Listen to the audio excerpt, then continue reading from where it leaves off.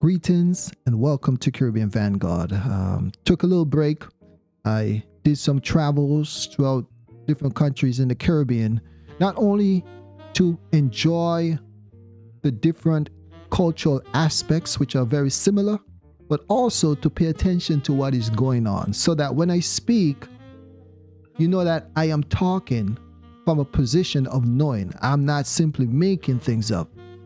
For this video today, I'm going to talk a bit about another major project that's happening in the Caribbean. And many of time, those of us who are tunnel vision and we only focus on what is happening in our country because you have been shamed to focus only on your country, we kind of miss what is happening. We kind of miss how they are surrounding you and they're taking up the land, they're taking up the Caribbean, they're running in because the doors are open and they're taking advantage of this. So this major project is an international airport that is under construction in Dominica. I think the last major project I spoke about was a breaking ground project that was happening in St. Lucia, which is supposed to be a huge shopping center that is supposed to attract a lot of tourists and, yes, provide some work opportunities for the local people, the same way this project is doing. The government of Dominica has held a groundbreaking ceremony for its first international airport. The project is set to transform Dominica's connectivity with the world. Montreal Management Consultants, MMC, oversees the development with China Railroad No. 5 as the main contractor. Carl Murad, who is the operations director of MMC Development, said that the project is expected to be completed by 2027. The airport will have a 2,850 meter runway, a 165,000 square foot terminal, and a state-of-the-art navigation and air traffic control system. MMC Development founder and CEO Anthony Hayden said that the CR5, which is the Chinese company, emerged as the best bidder. So I guess there was a lot of companies worldwide bidding for the project, and CR5, a Chinese company, ended up emerging as the best bidder. Anthony Hayden said that this company, the CR5, is certain to complete the international airport within the specified period, which is by 2027. The airport will occupy 500 acres of land between the Woodford Hill and Wesley communities. It is designed to accommodate up to 750,000 passengers yearly, as well as to accommodate wide-bodied aircraft such as Airbus A350 and a Boeing 777-200ER on direct routes to North America, Europe, and Asia. I'm going to repeat that again. To support direct routes to North America, Europe, and Asia. The two major companies that are in charge of the construction or the development of this international airport is the CR5, which is out of China, and the MMC, which is out of Montreal, Canada. Basically Europeans and Asians. And the direct routes are to North America, Europe, and Asia. Africa, you have no say in this. Not saying that you won't at some point, but it's going to happen when they are ready to make that happen. First, they are working on getting a much better foothold in Africa and the Caribbean before they can open that window. And the real vanguards are paying attention to this. We are not naive like so many of our Christian brothers and sisters who believe in all this love, and kumbaya stuff. We deal with reality. We are living in real life, real world. And the world is cold and grimy, and we have a lot of wicked, evil people on this planet. And we see what is happening in the Caribbean. We see who's on the top, we see who's at the bottom. We see who are the providers, we see who are the employees, the employers, and the beggars, the receivers, the borrowers, and the lenders. CR5's management expressed joy to being awarded the airport construction contract out of many global bidders and added that this was the first contract they would win overseas. Right? Even though this is their first contract, this is one of many Chinese companies that are working throughout the Caribbean and are making their mark in the Caribbean. And I want to make it clear, this video is not to attack any of them. They are doing what they're supposed to do. They are working, they are getting jobs and projects, and they are executing it. This video is for the Vanguards, for the Caribbean men and women of the Caribbean. For us to realize and for us to not be comfortable in this position of having to rely on other major organizations or other people and other countries and cultures to build anything for us. The same way they don't need to rely on us to do anything for them. Sure, they do not have the same history as we do, and we don't need to settle for that and use that as an excuse for us to not be on the level that they are at. We can do that if we start pulling together and working together like they do. Everything that we do, they have a hands in it. They are at the head of the table. They are making decisions. They have the money, and we execute.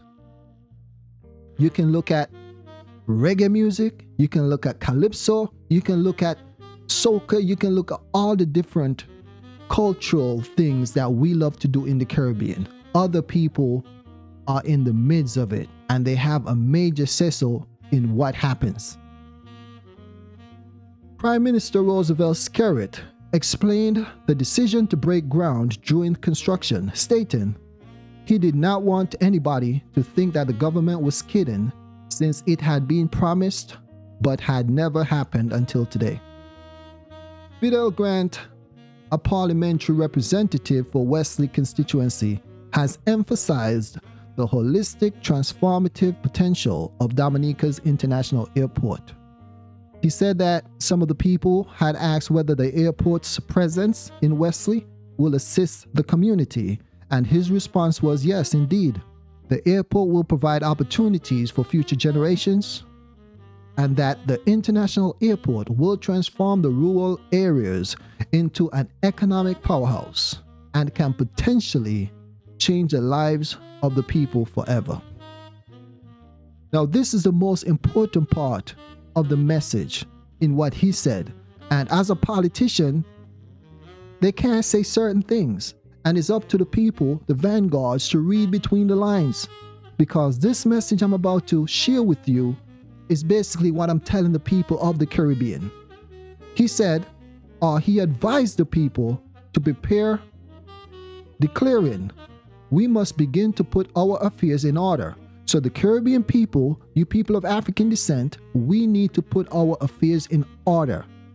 Because everybody else have their affairs in order. And even if they didn't, we have to get our affairs in order. He said that we are making it feasible for the most revolutionary endeavor which will create chances beyond our wildest dreams. We must remember, people, that this is an international airport. So people from all over the world, North America, Europe, and Asia mainly will be coming here. These are non-African people. So if all of these people are pouring into a tiny little country like that, how easy will it be to replace you? These people are going to create hubs, and they're going to create places for their people to come and feel comfortable and to feel at home.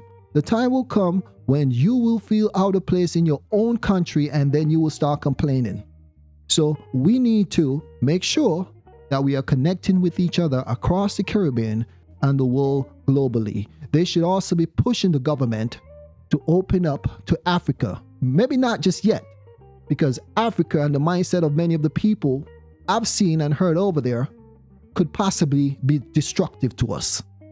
There needs to be a great awakening first before we can really do that. Maybe we can organize ourselves and open the door to Africa and have them come in and they learn from us and they work with us to do better. But for now, there's a lot of work that needs to get done in Africa. Right now, many of them are tools of these same people that I'm talking about who are moving in the Caribbean and are taking over. Parts of Africa have become like a bedwenching port where I've seen so many channels. I've seen on social media in different places. There are channels and you can look it up, many channels that promotes bedwenching. They have channels that says white man and black woman. It seems like they have a mission to ensure that as many black women as possible can get with white men. These channels do not allow any black men. But anyway, let's get back to this.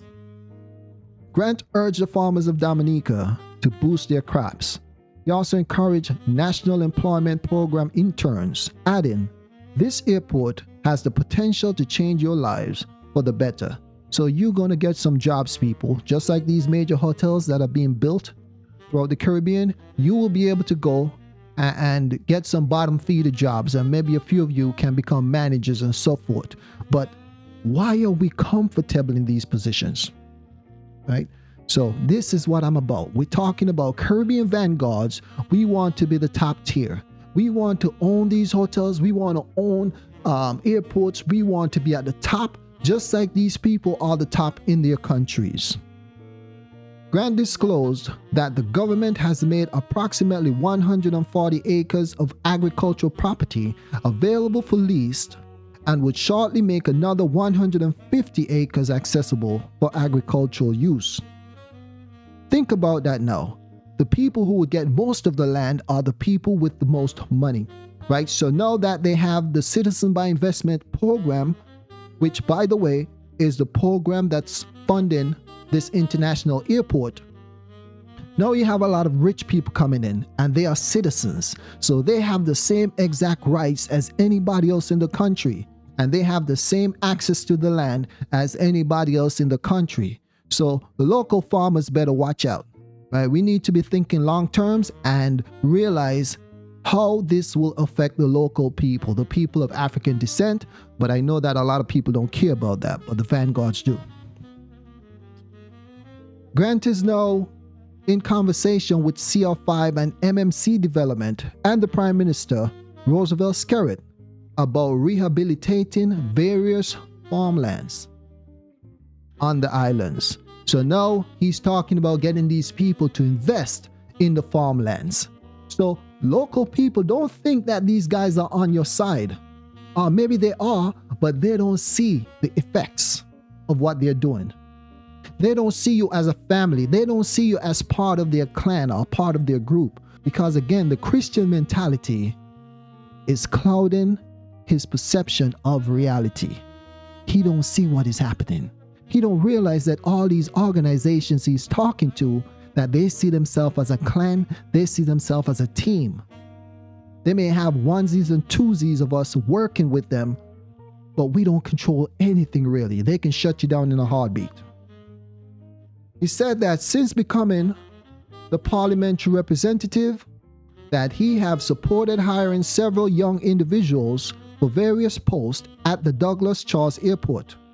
Currently, several people, he said, have applied and are awaiting interviews. We are preparing them to take their seats in the international airport. All right. So this is the thing again. I'm going to add this, and I know I'm doing a lot of talking here, but it got to be said. We cannot rely on the government, right? In many of these countries abroad, they are private business, they are families, they are people working together, and they have worked themselves at such a level that they are almost competitive with the government, or they are competing highly with the government because they are able to focus more and give people more of what they want. And that is what we need to do.